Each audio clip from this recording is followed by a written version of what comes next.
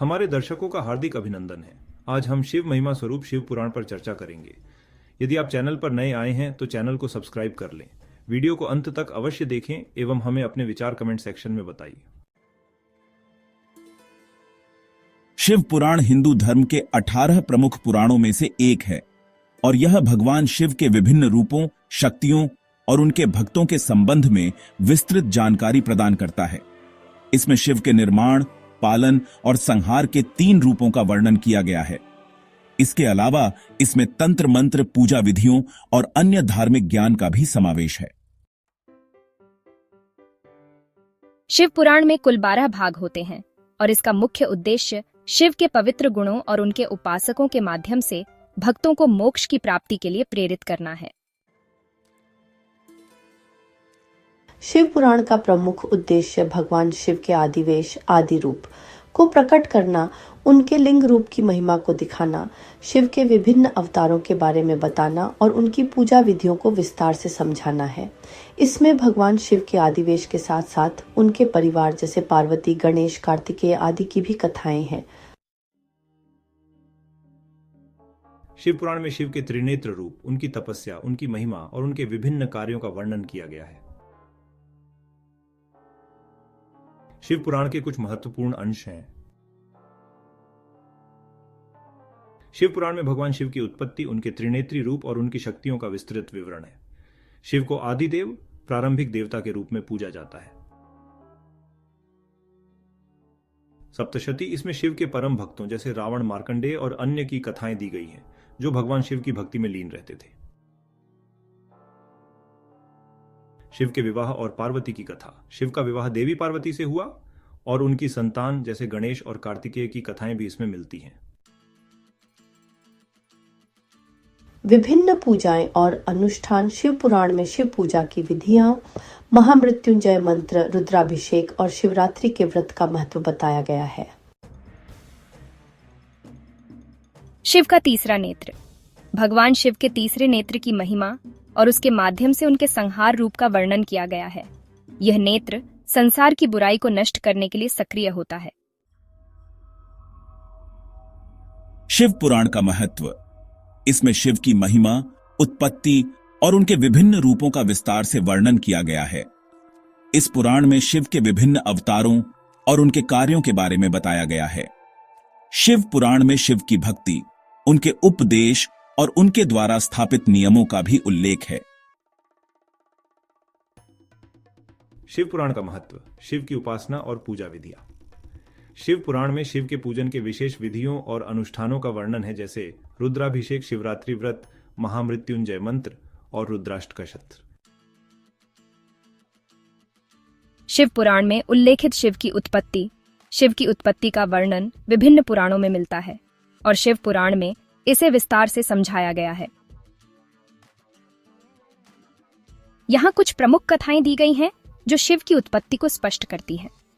निराकार रूप से शिव की उत्पत्ति। शिव पुराण के अनुसार भगवान शिव का कोई निश्चित जन्म या उत्पत्ति नहीं है।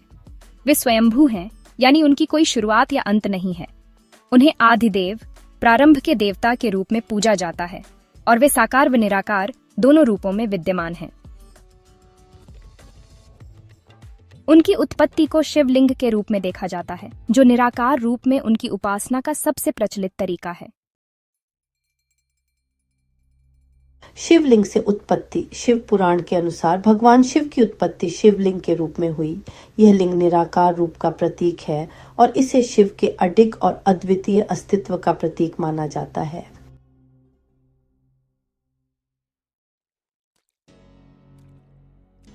कश्यप और अदिति से शिव की उत्पत्ति। पारंपरिक कथा। एक अन्य कथा के अनुसार जब दक्ष यज्ञ में भगवान शिव को अपमानित किया गया तो वे अत्यधिक क्रोधित हो गए और अपनी ऊर्जा से एक प्रचंड रूप में प्रकट हुए। उनकी शक्ति से एक महाकाय शिवलिंग उत्पन्न हुआ, जिसे भगवान शिव का प्रतीक माना जाता है। इस कथा में शिव का रूप और उनके तप की महिमा का वर्णन किया गया है। शिव पुराण में एक महत्वपूर्ण कथा यह भी है कि एक बार भगवान शिव और भगवान विष्णु के बीच संवाद हुआ, जिसमें शिव ने विष्णु से कहा कि वे दोनों एक ही ब्रह्म हैं और उनकी उत्पत्ति एक दूसरे से होती है।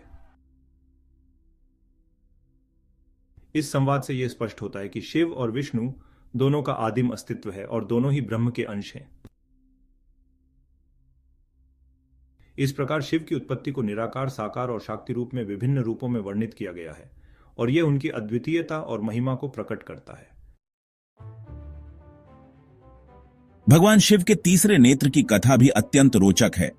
ये नेत्र उनके ललाट पर स्थित है और जब भी इसे खोला जाता है तो इससे प्रचंड अग्नि निकलती है जो सभी बुराइयों का नाश कर देती है।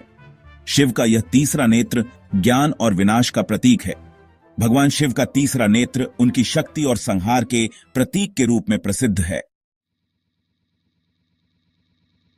यह तीसरा नेत्र उनकी अनंत शक्ति, जागरूकता और संहारक रूप का प्रतीक है। इस नेत्र की महिमा और अर्थ कुछ इस प्रकार हैं। संहारक शक्ति। शिव का तीसरा नेत्र संहारक रूप को दर्शाता है। जब शिव का क्रोध प्रकट होता है या जब बुराई और अन्याय का अंत करना होता है तो वे अपने तीसरे नेत्र को खोलते हैं। जब यह नेत्र खुलता है तो उसकी अग्नि से संसार का संहार हो सकता है। यह विशेष रूप से उनका रुद्र रूप या काल रूप है जब वे संहारक देवता के रूप में उभरते हैं। ज्ञान और जागरूकता। तीसरा नेत्र भगवान शिव के अद्वितीय ज्ञान और जागरूकता का प्रतीक भी है। यह नेत्र शिव के सर्वोच्च ब्रह्म ज्ञान को दर्शाता है जो ब्रह्मांड के हर कण में व्याप्त है। इसके द्वारा भगवान शिव हर समय और हर स्थान पर पूरी तरह से जागरूक रहते हैं और सभी घटनाओं का अवलोकन करते हैं। तपस्या और साधना। शिव का तीसरा नेत्र साधना, तपस्या और आध्यात्मिक शक्ति का भी प्रतीक है। यह नेत्र भगवान शिव की तीव्र तपस्या और उनकी भक्ति की शक्तियों को प्रदर्शित करता है। इस नेत्र से उत्पन्न हुई अग्नि को कभी कभी आग्नेय या उग्र रुद्र के रूप में जाना जाता है, जो केवल उन लोगों के लिए शमनकारी होती है जो शुद्ध और तपस्वी होते हैं। विनाश और सृजन। भगवान शिव का तीसरा नेत्र सृष्टि के सृजन और विनाश के चक्रीय प्रक्रिया को भी दर्शाता है। जैसे शिव विश्व का पालन करने वाले देवता हैं, वैसे ही उनके तीसरे नेत्र के माध्यम से वह संहार कर दुनिया को पुनः सृजन के लिए तैयार करते हैं। सती के यज्ञ से क्रोध। एक प्रसिद्ध कथा के अनुसार जब भगवान शिव की पत्नी सती के पिता दक्ष ने उनका अपमान किया और यज्ञ में भगवान शिव को आमंत्रित नहीं किया तो सती ने अपने शरीर को त्याग दिया। इस घटना से भगवान शिव अत्यधिक क्रोधित हो गए और उन्होंने अपना तीसरा नेत्र खोल दिया। उनके तीसरे नेत्र की अग्नि से संपूर्ण संसार में एक भयावह विनाश का माहौल उत्पन्न हुआ। रावण और शिव के तीसरे नेत्र। एक अन्य कथा में रावण ने भगवान शिव से वरदान प्राप्त करने के लिए कठिन तपस्या की।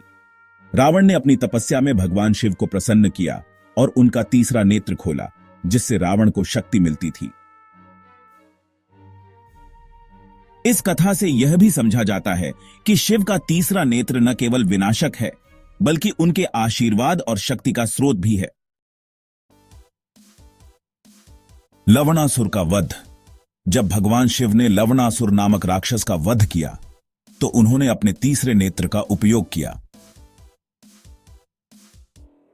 इस घटना में भी यह सिद्ध हुआ कि शिव का तीसरा नेत्र न केवल विनाशक है, बल्कि जब बुराई को नष्ट करना होता है तो वह अपनी अग्नि से शत्रुओं को भस्म कर देता है।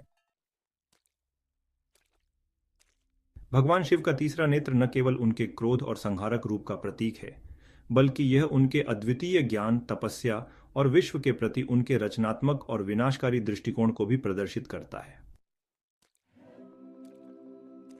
यह नेत्र भगवान शिव के भव्य और असीमित शक्तियों का प्रतीक है और यह सिद्ध करता है कि वे ब्रह्मांड के समग्र कार्यों में सहभागी हैं, चाहे वह सृजन हो या संहार। और इस प्रकार शिव पुराण की यह कथा हमें शिव के तीसरे नेत्र की महिमा और उसके अद्भुत गुणों के बारे में बताती है। शिव पुराण को पढ़ने का सही तरीका है कि इसे श्रद्धा और भक्ति के साथ पढ़ा जाए, जिससे हमें इसके गहरे अर्थ और संदेश समझ में आए। शिव पुराण पठन पद्धति। शिव पुराण का पठन एक विशेष विधि से किया जाता है ताकि इसका सही लाभ मिल सके।